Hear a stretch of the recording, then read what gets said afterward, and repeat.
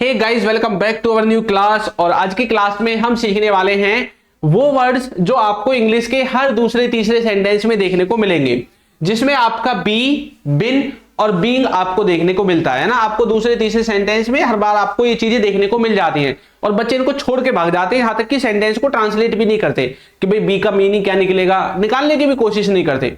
सबसे पहले मैं आपको ये बताऊंगा कि ये लगते कहां कहां पे है, तभी तो आपको पता चलेगा ना मीनिंग कैसे निकलेगा। पहले आपको ये पता होना चाहिए कि इंग्लिश ग्रामर में इनका इस्तेमाल किस किस जगह पे होता है, किस किस के साथ होता है, फिर इनका ट्रांसलेशन हम देखेंगे। देखो, जो आपका बी है, बी को आप ज्यादातर मॉडल वर्ब्स के साथ लगाते हैं। किसके साथ? मॉडल वर्ब्स के साथ, जैसे can be, could be, may be, might be, must be, shall be, should be, would be, ऐसे यूज टू बी। ठीक है। फिर आता है आपका बिन, बी डबल एन, बिन। इसको हम दो जगह पे इस्तेमाल करते हैं, एक तो पैसिव वॉइस में और एक इसको हम लगाते हैं परफेक्ट कॉन्टिन्यूअस टेंस में। अब ये कोई सा भी टेंस हो, चाहे प्रेजेंट परफेक्ट कॉन्टिन्यूअस हो, पास्ट परफेक्ट कॉन्टिन्यूअस हो या फ्यूचर का परफेक्ट कॉन्टिन्यूअस हो। ठीक है। और इसमें आपके तीन शब्द आते हैं, तीन वर्ड्स आते हैं जिनके साथ इस्तेमाल होता है हैज, हैव, हैड। क्या? हैज, हैव, हैड, इनके साथ has been, have been, had been. फिर आपका आता है बीइंग, BEING, बीइंग। ये आपकी जितनी भी कॉन्टिन्यूअस की हेल्पिंग वर्ब होती हैं, चाहे प्रेजेंट की हो या पास्ट की हो, उनमें इस्तेमाल होता है। इज, एम, आर के साथ बीइंग, वाज, वर के साथ बीइंग। ठीक है। तो इस तरह से आप इनको देखोगे। देखो, जो आपका बी है, बी वो कहां पे लगेगा? मॉडल वर्ब के साथ, जैसे हो गया कुड बी, शुड बी। ठीक है। Would be, could be, should be, would be, may be, might be, must be, ऐसे।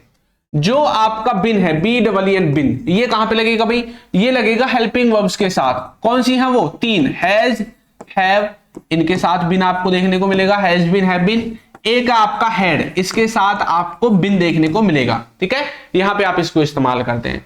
फिर हमारी बारी आती है बीइंग, BEING, बीइंग। ये कहां पे लगता है भाई?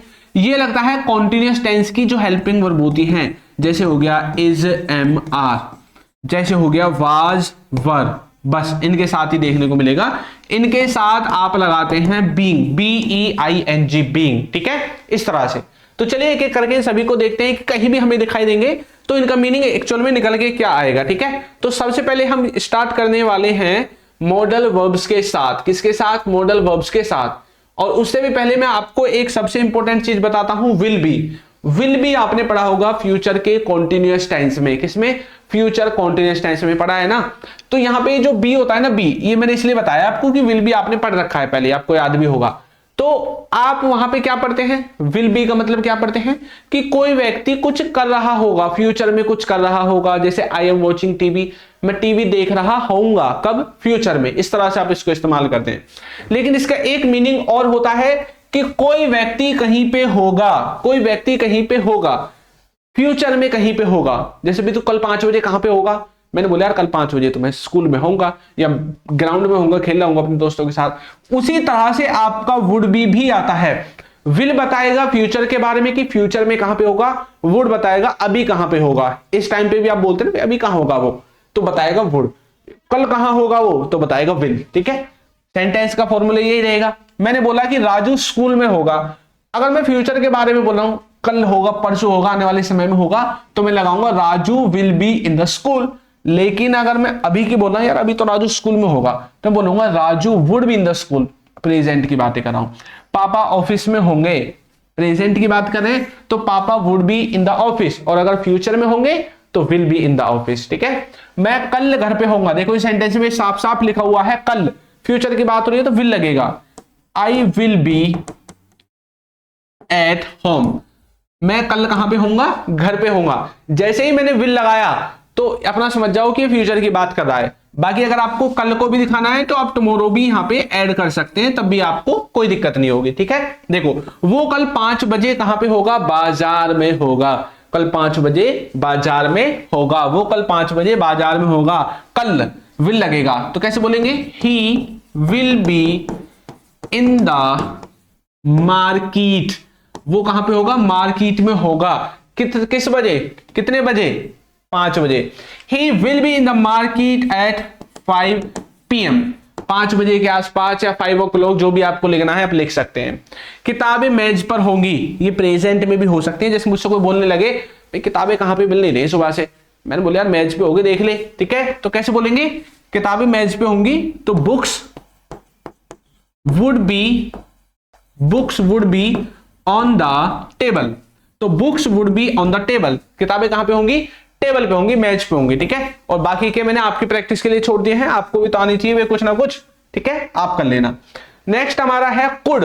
कुड के साथ भी लगा देते हैं। अब देखो सभी मॉडल वर्ब को तो पढ़ाने में आऊंगा नहीं यहाँ पे। ठीक है, मैं आपको कुछ गिनी चुनी कराऊंगा, 2-3, बाकी और जो और टॉपिक्स बच जाते हैं उनको बताऊंगा। ठीक है, बाकी मॉडल वर्ब में सब में सेम सही सेंस निकल के आता है। सॉरी, अब जैसे कुड है, कुड के मीनिंग होते हैं दो। क्या मीनिंग होते हैं कुड के, दो, कि कोई चीज कहीं पे हो सकती है या कोई व्यक्ति कुछ कर रहा हो सकता है। आपको ऐसा लगता है कि कोई कुछ कर रहा है अभी आपके हिसाब से, या कोई कहीं पे होगा, कहीं पे हो सकता है, ऐसी फीलिंग देखने को मिलती है। जैसे कि वो स्कूल में हो सकती है, तो कैसे बोलेंगे, हम बोलेंगे she could be in the school. वो कहां पे हो सकती है, स्कूल में हो सकती है। ठीक है, राहुल बीमार हो सकता है, ये खतरनाक हो सकता है, ये एक ही जैसे हैं। ठीक है, तो फॉर्मूला क्या है, सबसे पहले सब्जेक्ट, फिर कुड बी, लास्ट में जो चीज जहां पे हो सकती है, जैसी हो सकती है ऐसे। ठीक है, ये खतरनाक हो सकता है, इट कुड बी डेंजरस, ऐसे इसको बना दोगे। राहुल बीमार हो सकता है, राहुल कुड बी सिक या इल, जो भी आपको लिखना आप लिख दोगे।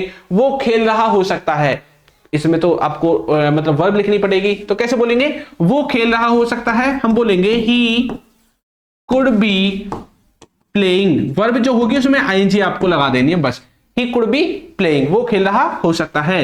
रीना घर पे हो सकती है, तो कोई भी कहीं पे हो सकता है, इसको बना देता हूं। ठीक है, तो Reena could be at home, Reena घर पर हो सकती है। तो इस तरह से आप कुड बी का इस्तेमाल करेंगे कि कोई कहीं पे हो सकता है या कोई कुछ कर रहा हो सकता है, कोई कहीं पे हो सकता है या कोई कुछ कर रहा हो सकता है। ठीक है, एक और है नेक्स्ट देखो, शुड बी के साथ वर्ब की फोर्थ फॉर्म। सर पहली तो दूसरी और तीसरी सुनी है, फोर्थ कहां से आ गई अब भैया, फोर्थ का मतलब होता है जो आईएनजी वाली होती है। ठीक है, ये देखो सेंटेंस बनेगा ऐसे, मीनिंग निकलेगा कि कोई व्यक्ति आपके हिसाब से किसी काम को उसको कर रहा होना चाहिए, उसे पढ़ रहा होना चाहिए। तो कैसे बोलेंगे, हम बोलेंगे ही शुड बी स्टडिंग। तो देखो फॉर्मूला देखो सेम टू सेम लग गया ना।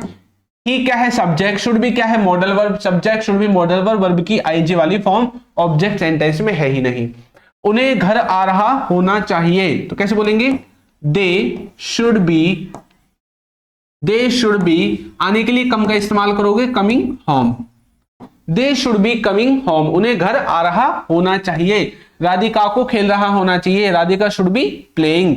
पापा को ऑफिस जा रहा होना चाहिए, तो पापा should be going to office. और बाकी के भैया आप खुद बना लेना। ठीक है, चलो, तो मॉडल वर्ब में बी आप लगाते हैं, वो मैंने आपको बता दिया किस तरह से लगेगी। अगर कोई बच्चा ऐसा है जिसको बेसिक से इंग्लिश सीखनी, बिल्कुल बेसिक से कुछ नहीं आता, सर हमें तो बस ABCD आती है और इंग्लिश पढ़नी आती है, लेकिन बोल नहीं पाते, लिख नहीं पाते, तो हमारी एप्लीकेशन डाउनलोड कर लो, अल्फा स्पोकन इंग्लिश, लोगो आप देख लेना, इसे पहचान लेना, आपको इसी पे कोर्सेज हमारे जो है वो मिल जाएंगे। ठीक है, चलो अब मैं आपको बताता हूं कि आप हैज, हैव और हैड इन तीनों के साथ लगाते थे ना बिन को, तो इनके साथ आप बिन को कैसे लगाओगे। देखो हैज है प्रेजेंट में लगता है, इतना पता होना चाहिए, हैड पास्ट में लगता है, ये भी आपको पता होना चाहिए। अब देखो कैसे लगेगा, इनका मीनिंग क्या निकल के आएगा, मीनिंग निकल के आएगा कि कोई काम किया जा चुका है। अच्छा प्रेजेंट परफेक्ट पढ़ा है आपने, तो प्रेजेंट परफेक्ट का जो मीनिंग है ना वही यहाँ पे है, बस पैसिव वॉइस में बनाना है। ठीक है, तो कोई काम किया गया है, कर दिया है, हो गया है, हो चुका है, हो, ऐसी चीज आती है। लिया है, दिया है, किया है, हुआ है, ली है, दी है, की है, चुका है, चुके हैं, ऐसी चीजें। ठीक है, उसे भेजा गया है तो बोलेंगे ही हैज बीन सेंट। हमें पढ़ाया गया है तो कैसे बोलेंगे, वी हैव बीन, पढ़ाने के लिए टीच की थर्ड फॉर्म आएगी taught, we have been taught, हमें पढ़ाया गया है। उसको पूछा गया है या उसको पूछा जा चुका है, कैसे भी बोल सकते हैं, तो हम बोलेंगे ही हैज बीन, पूछने के लिए आस्क की थर्ड फॉर्म हो जाएगी asked, he has been asked. Rahul को बताया गया है तो Rahul has been told, Rahul has been told, ऐसे बनाओगे। बाकी के जो दो हैं दोनों को मैंने आपके लिए छोड़ दिया, भाई आपको भी तो आना चाहिए कुछ, आप भी तो सीखोगे तभी। ठीक है, इनको आप खुद बना लेना। आगे बढ़ते हैं, इसी तरह से आपका आता है हैड, हैज हैव तो पीछे देख लिया, हैड में क्या मीनिंग निकल के आएगा, जो हैज हैव का मीनिंग था वही मीनिंग हम पास्ट में लेके जाएंगे। जैसे प्रेजेंट में बोल रहे थे कि मैंने टीवी देख लिया है, अब पास्ट में कैसे बोलेंगे, मैंने टीवी देख लिया था, बस इतना अंतर आएगा। जहां जहां हैव लग रहा था वहां पे एक सिंगल शब्द वर्ड आ जाएगा आपका हैड। तो कोई काम किया जा चुका था या कोई काम किया गया था, ये इसका मीनिंग रहेगा। जैसे कि उसको पूछा जा चुका था तो बोलते हैं he had been asked, he had been asked, उसे भेजा गया था तो बोलेंगे ही हैड बीन, भेजने के लिए सेंड की थर्ड फॉर्म हो जाएगी sent, he had been sent. TV देखा गया था तो कैसे बोलेंगे, टीवी हैड बीन, देखने के लिए वॉच की थर्ड फॉर्म हो जाएगी watched, TV had been watched, ऐसे बनाओगे। रमेश को बताया गया था तो कैसे बोलेंगे, रमेश हैड बीन, बताने के लिए टेल की थर्ड फॉर्म हो जाएगी टोल्ड, ठीक है, रमेश हैड बीन टोल्ड। पापा को पूछा गया था तो कैसे बोलेंगे, बताओ जल्दी जल्दी से बताओ भाई, पापा को पूछा गया था, पापा डैड फादर कुछ भी लिख सकते हैं। पापा हैड बीन, पूछने के लिए क्या इस्तेमाल करोगे, आस्क, और उसकी थर्ड फॉर्म हो जाएगी आस्क्ड, पापा हैड बीन आस्क्ड, पापा को पूछा गया था, इस तरह से बनाओगे, ठीक है। आगे देखो, नेक्स्ट है आप बीइंग जो लगा रहे हैं वो किसके साथ लगा रहे थे, इजएमआर के साथ और वाजवर के साथ, और ये आपका पैसिव वॉइस है। क्या पैसिव वॉइस, जब भी आपको पैसिव वॉइस में कॉन्टिन्यूअस वाला टेंस दिखाना हो या कॉन्टिन्यूअस वाला सेंस दिखाना हो, आप दोनों ही केसेस में किसका इस्तेमाल करोगे, दोनों ही केसेस में इजएमआर और वाजवर के साथ बीइंग लगाओगे। मीनिंग क्या निकल के आएगा, कोई काम किया जा रहा है, कोई काम किया जा रहा था, बस फॉर्मूला रहेगा ये वाला, ऑब्जेक्ट से स्टार्ट होगा और बाय सब्जेक्ट पे खत्म हो जाएगा। जैसे कि यह किताब खरीदी जा रही है तो कैसे बोलेंगे, दिस बुक इज बीइंग, खरीदने के लिए बाय का इस्तेमाल करते हैं लेकिन हमें तो चाहिए थर्ड फॉर्म, तो लिख देंगे bought, this book is being bought, इस किताब को खरीदा जा रहा है। बच्चों को वहां पढ़ाया जा रहा था तो कैसे बोलेंगे, चिल्ड्रन, ठीक है, पढ़ाया जा रहा था पास्ट हो गया तो वाज वर लग जाएगा यानी कि वर, चिल्ड्रन वर, ठीक है, बीइंग, पढ़ाने के लिए क्या इस्तेमाल करेंगे, पढ़ाने के लिए टीच की थर्ड फॉर्म टॉट, टॉट वहां के लिए इस्तेमाल करोगे there, children were being taught there, बच्चों को वहां पढ़ाया जा रहा था।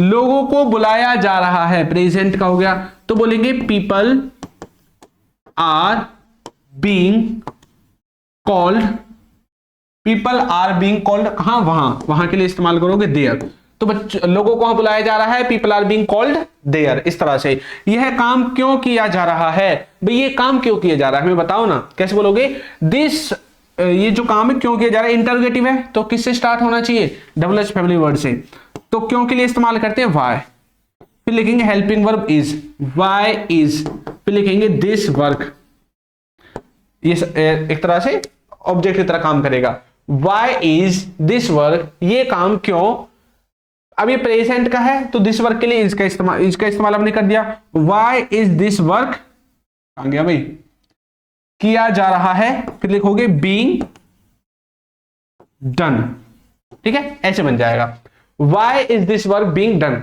ये काम क्यों किया जा रहा है बताओ भी हमें। और जो बीच में मैंने छोड़े हैं ना, ये भूल नहीं गया हूं मैं, ये मैंने आपके लिए छोड़े हैं, आपको भी तो प्रैक्टिस करनी है, आपको भी तो आनी चाहिए थोड़ा बहुत, ठीक है।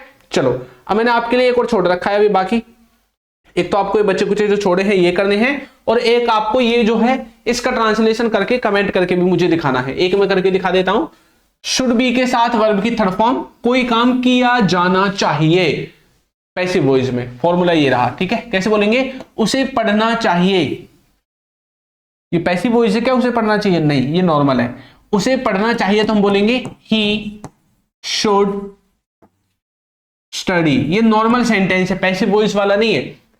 सामान को घर भेजना चाहिए, ये है पैसिव वॉइस वाला। अगर मैं आप लिखता हूं उसे पढ़ाना चाहिए, पढ़ाना चाहिए, कौन पढ़ाएगा, अब इसमें सब्जेक्ट नहीं है तब बनता पैसिव में, पढ़ना चाहिए नॉर्मल एडवाइस दे रहे हैं, ठीक है। तो सामान को घर भेजना चाहिए, तो सामान के लिए गुड्स का या थिंग्स का किसी का भी इस्तेमाल कर सकते हैं, तो बोल सकते हैं goods should be sent home, तो सामान को घर भेजना चाहिए, इस तरह से बनाओगे। बाकी के जो बच्चे हुए हैं इनको आप मुझे कमेंट करके बताओगे भी, ठीक है, कि इनकी इंग्लिश ट्रांसलेशन क्या होने वाली है। बाकी आपको हमारी वीडियोस कैसी लग रही है हमें कमेंट करके जरूर बताएं, और अगर आपको कोई डाउट आता है वो भी आप हमसे पूछ सकते हैं।